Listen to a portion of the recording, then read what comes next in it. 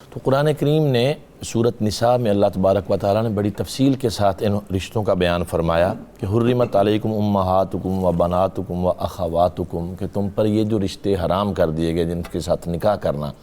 اس میں فرمایا وہ تمہاری مائیں ہیں، بیٹیاں ہیں، بہنیں ہیں، و عماتکم و خالاتکم، پھپھیاں ہیں، خالائیں ہیں۔ اس کے بعد فرمایا بنات الاخی، بھائی کی بیٹی جن کو ہم بھتیجی کہتے ہیں، و بنات الاختی، بھانجی۔ یہ تو وہ بنیادی 7 رشتے ہیں جن کا قرآن پاک نے یہاں حرمت کا ذکر فرمایا کہ ان کے ساتھ نکاح ہمیشہ حرام ہے، کوئی صورت نہیں ہے کہ اس میں نکاح جائز ہو سکے۔ اس کے بعد پھر کچھ رشتے ہیں اور نسبتوں سے حرام ہوتے ہیں، اس میں فرمایا وَأُمَّهَاتُكُمُ اللَّاتِي أَرْضَعْنَكُمْ، وہ تمہاری مائیں جن کا تم نے دودھ پیا ہے، جن کو ہم رضائی مائیں کہتے ہیں۔ رضاعت سے بھی رشتے حرام ہوتے ہیں کہ جو رشتہ نبی پاک صلی اللہ علیہ وسلم نے ارشاد فرمایا کہ جو رشتہ نسب سے حرام ہے وہ رضاعت سے بھی حرام ہے۔ رضائی بہن سے بھی حرام ہو گیا، رضائی پھپھی، خالہ، وہ سارے رشتے، دادی، یہ سارے بھی اسی میں آ جاتے ہیں۔ اس کے بعد آگے پھر ساتھ وضاحت بھی فرمائی قرآن نے وَأَخَوَاتُكُم مِّنَ الرَّضَاعَةِ، کہ تمہاری وہ رضائی بہنیں ان کے ساتھ بھی نکاح حرام ہے۔ وَأُمَّهَاتُ نِسَائِكُمْ، ساس جو ہوتی ہے تمہاری بیویوں کی مائیں، ان کے ساتھ بھی نکاح حرام ہے۔ لیکن یہ اب رشتے وہ آ رہے ہیں کہ کسی اور نسبت سے حرام ہو رہے ہیں۔ مثلاً یہ جو شروع میں 7 رشتے ہیں وہ تو ہر صورت حرام ہیں، اور پھر آگے رضاعت سے حرام ہو گئے، اب یہ مساہرت سے ان کو حرام کرنا کہتے ہیں، جو سسرالی رشتے ہیں ان کی وجہ سے۔ اس کے بعد فرمایا وَرَبَائِبُكُمُ اللَّاتِي فِي حُجُورِكُم مِّن نِّسَائِكُمُ اللَّاتِي دَخَلْتُم بِهِنَّ، کسی شخص نے دوسری شادی کی ہے،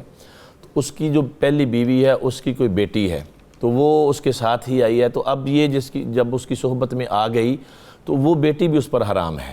اگرچہ وہ اس کے نسب سے حرام نہیں ہے، لیکن اس کی بیوی کی بیٹی ہے، اس رشتے سے حرام، اس رشتے کی وجہ سے وہ بھی حرام ہوگی، اس کے ساتھ بھی نکاح نہیں کر سکتے۔ اور فرمایا دوسرا ہے وَحَلَائِلُ أَبْنَائِكُمُ الَّذِينَ مِنْ أَصْلَابِكُمْ، کہ بیٹوں کی جو بیویاں ہوتی جو بہو ہوتی ہے وہ بھی حرام ہے۔ اب وہ ویسے تو کوئی عام عورت ہو سکتی، لڑکی ہو سکتی تھی، لیکن بیٹے کے عقد میں آنے کی وجہ سے اب اس کے باپ پر بھی ہمیشہ کے لیے وہ، چاہے بیٹا زندہ ہے چاہے نہیں، جی بیٹا زندہ ہے، فوت ہو جائے، طلاق دے دے، کسی صورت میں بھی اب اس کے لیے ہمیشہ ہی حرام رہے گی۔ اس کے بعد ایک اور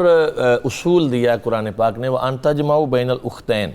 کہ 2 بہنوں کو بیک وقت ایک نکاح میں جمع کرنا یہ بھی حرام ہے، ٹھیک ہے، کسی صورت بھی نہیں کیا جا سکتا۔ قرآن نے اختین تک بیان فرمایا، لیکن حدیث پاک میں ان کی وضاحت آئی کہ کچھ اور رشتے بھی ہیں جو ایک وقت میں جمع نہیں کیے جا سکتے، مثلا بھانجی اور خالہ، پھوپھی اور بھتیجی، تو یہ ایسے رشتے ہیں کہ ان کو بھی ایک وقت میں نکاح میں جمع کرنا جائز نہیں ہے۔ تو یہ فرمایا الا ما قد سلف، اس سے پہلے جو زمانہ جاہلیت میں ہو گیا وہ ہو گیا، اب اسلام نے یہ ضابطہ دے دیا۔ یہ تو تھے وہ محارم رشتے جن کے ساتھ ہمیشہ نکاح حرام ہے۔ اس کے بعد آپ دیکھتے ہیں کہ کچھ رشتے ان میں ایسے بھی ہیں کہ ایک وقت میں وہ حرام ہوتے ہیں لیکن دوسرے وقت میں وہ جائز ہو جاتے ہیں۔ ایک بہن فوت ہو گئی، جی بالکل، میں یہی بات کرنے لگا تھا کہ 2 بہنیں ایک وقت میں حرام ہیں، اب ایک بہن فوت ہوگی تو دوسری نکاح میں آ سکتی ہے، پھپھی فوت ہوگی بھتیجی نکاح میں آ سکتی ہے، خالہ فوت ہوگی بھانجی نکاح میں آ سکتی ہے، اس کی اس عورت کی جو نہیں اپنی تو ہمیشہ کے لیے حرام ہے۔ تو یہ وہ بنیاد اسلام نے فراہم کی، پاکیزگی کا جو ایک بہت بڑا اللہ تبارک و تعالیٰ کی طرف سے نظام ہمیں دے دیا گیا کہ رشتوں کا تقدس اور یہ ساری چیزیں اس میں سامنے رہیں گی۔